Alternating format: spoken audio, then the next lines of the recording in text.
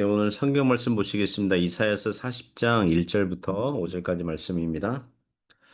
너희의 하나님이 이르시되 너희는 위로하라 내 백성을 위로하라 너희는 예루살렘의 마음에 닿도록 말하며 그것에게 외치라 그 노역의 때가 끝났고 그 죄악이 사함을 받았느니라 그의 모든 죄로 말미암아 여호와의 손에서 벌을 배나 받았느니라 할지니라 하시니라. 외치는 자의 소리여 이르되 너희는 광야에서 여호와의 길을 예비하라. 사막에서 우리 하나님의 대로를 평탄하게 하라.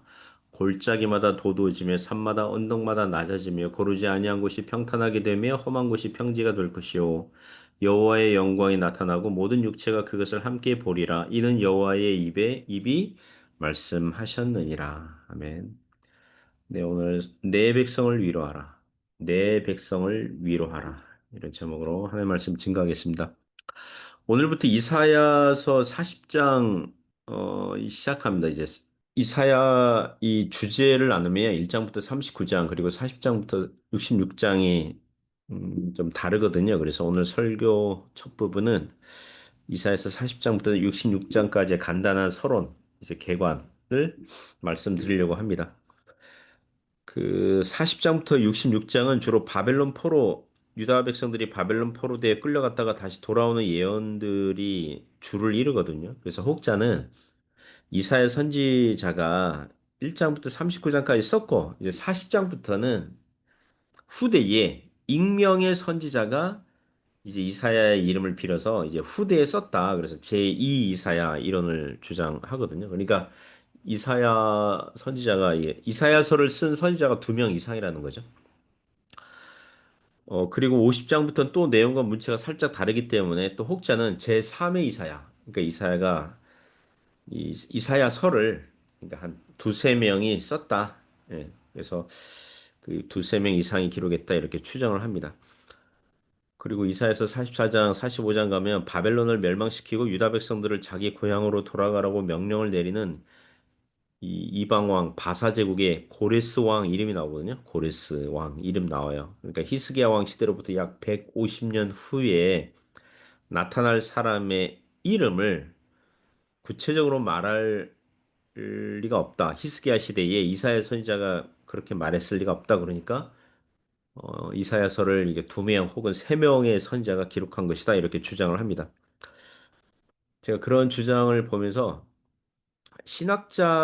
어떤 신학자들의 문제는 뭐냐면 자기만의 새로운 주장을 해서 다른 신학자들이 하지 않은 주장을 해서 자신의 새로운 이론과 주장을 돋보이려고 하는 건데 진짜 좋은 신학자들의 소명은 뭐냐면 이전부터 정통적으로 내려오던 교훈을 후대에 잘 전달하는 거거든요. 신학 이론은 자기 이론이 아니라 이 성경에서 나와야 되는 거예요. 성경에서. 자, 우리가 그럼 이걸 풀어봅시다. 하나님께서 이사야 선지자로 하여금 1장부터 66장까지 쓰게 하실 수 없으십니까? 당연히 있습니다. 40장부터 내용과 문체가 이 1장부터 39장과 약간 다르지만 아주 다른 건 아니거든요. 아주 다른 사람이 썼다고 할 만큼의 그 아주 이질적인 변화가 있는 건 아니거든요. 이 주제가 달라졌을 뿐이죠. 예를 들면 39장까지는 하나님께서 유다 백성들에게 세상이냐 하나님이냐 하나님을 의지해라 이렇게 말씀하셨거든요. 그런데 유다 백성들이 세상을 선택하니까 세상을 의지하니까 하나님께서 아수르와 같은 이방 나라를 사용하셔서 징계하셨거든요. 그래도 말을 안 들으니까 바벨론과 같은 나라를 일으켜서 바벨론으로 하여금 유다 백성들을 다 옮겨버리도록 하실 거라고 하셨어요. 39장에 보면 이 어제 본문에 보면 히스기야가 바벨론 사신들을 영접하고 동맹을 맺으려고 하던 실패로 인해서 포로 예언을 하거든요. 바벨론에 대한 포로 예언을 하시거든요. 그러면 이제 40장부터는 그렇게 바벨론으로 포로되어 끌려간 유다 백성들에 대해서 말씀하시는 것이 당연한 수순 아니겠습니까? 그들을 그냥 그대로 방치합니까? 이제 나라 망하고 외국으로 포로로 끌려갔다 그래가지고 그대로 방치하십니까? 그들이 회개하여 간절히 하나님을 의지하고자 할 때에 하나님께서 어떻게 하십니까? 다시 고향으로 돌아오게 하신다는 것입니다. 사실상 이사야 선지서에 흐르는 동일한 주제를 다루고 있는 거죠. 예. 세상을 의지하지 말라. 하나님을 의지하라. 예. 너희가 하나님을 버리느냐? 그렇다면 나라가 망할 때까지 징벌하실 것이고 멀리 포로대에 끌려가기까지 하시겠다. 사실 뭐 신명기서부터 그런 경고가 나오지 않았습니까? 그렇다면 나라가 망할 때까지 응? 징벌하실 것이고 멀리 포로되에 끌려가지고 하실 거고. 자, 그러면 구약교회를 그냥 방치합니까? 구약교회는 그냥 없어지고 망합니까? 나라가 망하고 외국으로 끌려갔다 그래가지고 뭐 남은 자도 없고 그냥 다 망합니까? 그렇지 않습니다. 여호와의 열심히, 하나님의 열심히 그들로 회개하여 하나님을 바라보도록 할 것이고 다시 고향으로 돌아오도록 하시겠다. 이게 40장부터 66장까지 주제거든요. 그리고 이방 왕 고레스의 왕의 이름이 언급되는데 44장과 45장에서 히스기야 이후에 약 150년 후에 나타나는 왕 이름 정도를 하나님께서 왜 이사야 선지자에게 알려주실 수 없습니까? 하나님은 뭐 능력이 없습니까? 역사에 대해서 무지하십니까? 아니잖아요. 역사의 주관자 되신 하나님께서 왜 모르십니까? 다 아시죠. 이미 이사야서 7장에 가면 700여 년, 그 이사야 선지자로부터 700년 이후에 오실 임마누엘, 처녀가 아들을 낳으리니 이름을 임마누엘이라 하리라는 예언을 하신 바가 있잖아요. 그래서 고작 150년 후에 히스기야 시대 기준으로 150년 후에 나타날 이방 왕의 등장 정도는 얼마든지 예언하실 수 있으시다는 것입니다. 자, 그렇다면 오늘 본문에 대해서 몇 가지 교훈으로 은혜를 나누고자 합니다. 어, 복음이 신자들에게 위로가 된다는 것입니다. 복음이 신자들에게 위로가 된다는 거예요. 1절, 2절에서 교훈합니다. 너희의 하나님이 이르시되 너희는 위로하라 내 백성을 위로하라 너희는 예루살렘의 마음에 닿도록 말하며 그것에게 외치라 그 노예의 때가 끝났고 그 죄악이 사함을 받았느니라 그의 모든 죄로 말미암아 여호와의 손에서 벌을 배나 받았느니라 할지니라 하시니라. 자, 1절에 하나님께서 너희는 위로하라고 하십니다. 이사야 선지자와 함께 동료 선지자들에게 성경 교사들에게 말씀하시는 것입니다. 너희는 위로하라. 내 백성을 위로하라.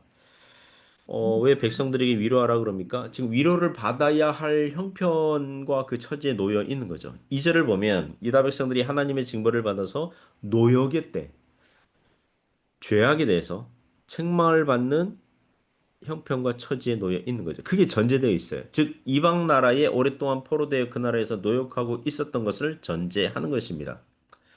그래서 2절에서 예루살렘 백성들에게 말하기를 그 노역의 때가 끝났다. 그 죄악이 사함을 받았느니라. 어, 그의 모든 죄로 말미암아 여호와의 손에서 벌을 배나 받았느니라. 예, 충분히 벌 받았다. 이제 끝났다. 그 얘기죠.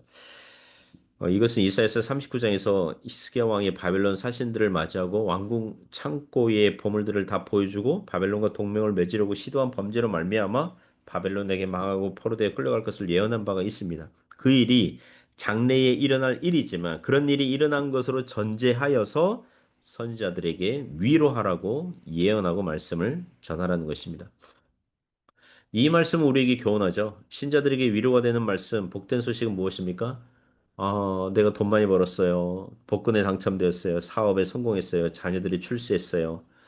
어떤 일로 기분이 나빴는데 기분이 풀렸어요. 뭐 아팠었는데 건강해졌어요. 이런 게 아니죠. 물론 그런 소식들도 하나님의 일반 은총 영역 안에서 복일 수 있어요.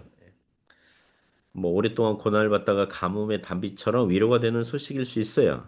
그러나 신자들이 세상에서 얻을 수 있는 위로는요, 유통기한이 짧아요.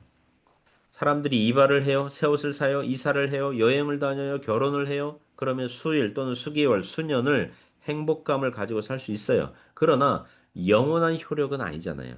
영원한 효력이 있는 게 아니잖아요. 인간에게 참된 위로와 기쁨과 평안은 하나님과의 관계에서 결정되는 줄 믿습니다. 하나님과의 관계에서 올바르게 되었어요. 죄 사함을 받았어요. 죄와 사망의 노역의 때가 끝났어요. 대속자 예수님을 믿고 하나님의 자녀가 되었고 구원을 받았다는 소식이 위로가 되고 참된 복음이고 기쁜 소식인 줄 믿습니다. 두 번째는 왕이신 예수님을 만날 준비를 하라는 거죠. 3절에서 5절에서 3절부터 5절 그 내용이 교훈합니다. 먼저 4절까지 읽어보면요. 외치는 자의 소리여 이르되 너희는 광야에서 여호와의 길을 예비하라. 사막에서 우리 하나님의 대로를 평탄하게 하라. 골짜기마다 도두어지며 산마다 언덕마다 낮아지며 고르지 아니한 곳이 평탄하게 되며 험한 곳이 평지가 될 것이요. 이 3절 4절은 1차적으로는 저 멀리 에서 포로 생활하다가 돌아오는 백성들을 거느리고 돌아오시는 왕이신 하나님을 맞으라. 그 길을 평탄하게 하라. 이제 그렇게 적용할 수 있죠. 그 길이 광야 같고 사막이라도 거기서도 길을 만들어라. 옛날 왕국 시대에 왕이 그 행차를 하는 길에 미리 신하들을 보내서 그 길과 거리를 평탄하게 만들어서 왕이 시찰하는 동안 문제 없도록 하는 그런 문화에서 이렇게 차용한 거거든요. 그 아이디어를 가져온 거예요. 만일 왕이 행차하는데 골짜기가 나타나면 안 되잖아요. 그러니까 골짜기는 도두어지고 메꾸고 쌓아서 평탄하게 만들고 산이나 언덕 만나면요 깎아서 낮게 만들어서 평탄하게 만들고 고르지 못한 길과 험한 곳은 평탄 작업을 해서 평지로 만들라는 것입니다. 왜 이런 말씀, 이런 시청각 교육 이렇게 하십니까? 신약 시대에 가면 이 말씀을 자신의 소명으로 여기고 사역하는 선지자가 나타나게 돼요. 누굽니까? 세례 요한입니다. 세례 요한은 이사야서 40장 이 말씀을 자신의 선지자로 부르심을 받은 사명으로 여겼습니다. 세례 요한의 사역은 죄사함을 얻게 하는 회개의 세례를 전파하여서 사람들의 마음을 어떻게 한 거예요? 평탄 작업을 한 겁니다. 사람들의 마음을 앞으로 오실 그리스도를 만나도록 예비하도록 하는 사역이었던 거예요. 즉 사람들의 마음에 길을 내는 거. 골짜기와 같은 마음은 메꿔버리고 높아진 산과 언덕은 깎아서 평탄 작업하는 그런 영적인 작업, 그 사역으로 알았던 것입니다. 만일 어느 죄인 하나가 자연인 한 사람이 예수님 만나고 회개하여 믿었다면 어떤 일이 발생했다고 예상할 수 있습니까? 그 죄인의 마음에 성령께서 말씀을 통해서, 그죠? 전도자들이 전하해주는 말씀을 사용하셔서 그 마음을 두드리시고 메꾸시고 평탄케 하시는 작업을 하셨다고 예상할 수 있는 거죠. 누가복음 19장 보면 여리고성 세리장 삭개오가 나오지 않습니까? 삭개오 이렇게 영어로 짜카리우스 더 이제 영어 이름으로 이렇게 짧게 얘기하면 잭입니다. 잭. 네, 잭. 그게 삭개오에서 나왔죠. 그는 자기 마을에 예수님이 지나가신다는 소식을 듣고 길가변에 섰는데 키가 작아서 사람들에게 가로막혀서 예수님 볼 수가 없을 거라고 예상을 했어요. 그래서 결정한 일이 뭡니까? 그 근처 이전 성경에는 뽕나무라고 되어 있는데요. 개역 개정판은 돌무화과 나무에 올라가서 예수님을 조금이라도 더 선명하게 보고자 한 거죠. 우리는 그 장면 보면서 의아하죠. 세리장이면 자기 마을에서 그 여리고성에서 최고 가는 부자거든요. 가만 앉아 있어도 그 부하 직원들, 세리들이 징수한 세금으로 돈방석에 앉아 있는 사람이에요. 다른 사람들에게 과도한 세금을 부과해서 자기 호주머니를 불리던 사람이 왜 갑자기 뜬금없이 뽕나무에 올라가서 예수님을 보려고 합니까? 아마도 성령께서 삭개오의 마음에 그 영적으로 평탄하게 한 작업을 하신 거죠. 삭개오가 아마도 이런 생각했을 거예요. 그 시점에는. 아, 돈이 인생의 전부가 아니야. 사람에게는 더 중요하고 의미 있는 인생이 있어. 내가 하나님과의 관계가 지금 불편해. 이런 식으로 살면 내가 죽어서 재판장 대신 하나님 앞에 갔을 때 좋은 평가받기가 힘들어. 마침 그리스도라고 하시는 예수님이 우리 마을에 오신다고 하니 좀 보고 싶고 만나고 싶고 만날 수 있다면 구원에 대해서 여쭤보고 싶고 내 영혼이 근심하는 바를 말씀드리고 싶어. 아마 이렇게 생각했을 거예요. 그래서 나무에 올라간 것으로 보입니다. 그가 예수님을 뭐 볼 수 있을지 만날 수 있을지 몰랐겠지만 일단 영적으로는 가난한 심령으로 나무에 올라간 거예요. 그런 삭개오에게 마음이 예수님을 만나기가 준비된 삭개오에게 예수님께서 삭개오야 내려와라 네 집에 유하고 싶다 이러니까 삭개오가 기꺼이 즐거워하며 영접한 거거든요. 만일 삭개오의 마음이 가난하지 않고 예비되어 있지 않다면 예수님의 부탁을 거절하였겠죠. 5절을 보면 여호와의 영광이 나타나고 모든 육체가 그것을 함께 보리라 이는 여호와의 입이 말씀하셨느니라고 합니다. 1차적으로는 바벨론 포로대에 끌려간 유다 백성들이 돌아오는 것, 이방 왕 고레스에 의해서 유다 백성들에게 너희 본토 고향으로 돌아가서 성전을 지으라 이런 명령을 내릴 때에 그것은 하나님의 영광이 나타난 것이고 모든 육체가 모든 세상 나라 사람들이 그 그 사건을 보게 된다는 거죠. 그것은 여호와의 입이 말씀하신 바가 된 것입니다. 이것을 오늘날 우리에게 적용하면 어느 죄인 한 사람이 예수님을 모르는 자연인 한 사람이 자신의 죄인됨을 인정하고 지금까지 하나님을 모르고 살았던 걸 회개하여서 주님께 돌아온다면 그것은 어떤 사건입니까? 하나님의 영광이 나타난 것이고 하나님의 입의 말씀이 이루어진 줄 믿습니다. 그리고 믿는 저와 여러분이 그 인생에 하나님의 영광이 나타난 것이고 하나님의 입의 말씀이 이루어진 줄 믿습니다. 지금도 하나님께서 사람들을 부르십니다. 주님께 돌아오는 거죠. 그러면 하나님의 영광이 드러나고 높아지는 것입니다. 그런 일을 위해서 또 저와 여러분이 그 삶의 전도자로서 또 복음의 전도자로서 그렇게 살아가는 그런 은혜가 있기를 주님의 이름으로 축복합니다. 기도하겠습니다. 하나님, 사람에게 참된 위로가 필요한데 그것은 예수님을 믿고 알고 하나님께 돌아오는 것인 줄 믿습니다. 그게 참된 위로가 되는 줄 믿습니다. 하나님의 자녀가 되는 것, 죄사함을 받는 것, 하나님으로부터 의롭다 여기심을 받는 것, 그게 인생 최고의 영광이고 기쁨인 줄 믿습니다. 오늘도 그렇게 주님 바라보며 주의 영광을 위해서 살아가는 저희들 인생 되게 하여 주옵소서. 예수님 이름으로 기도드립니다. 아멘.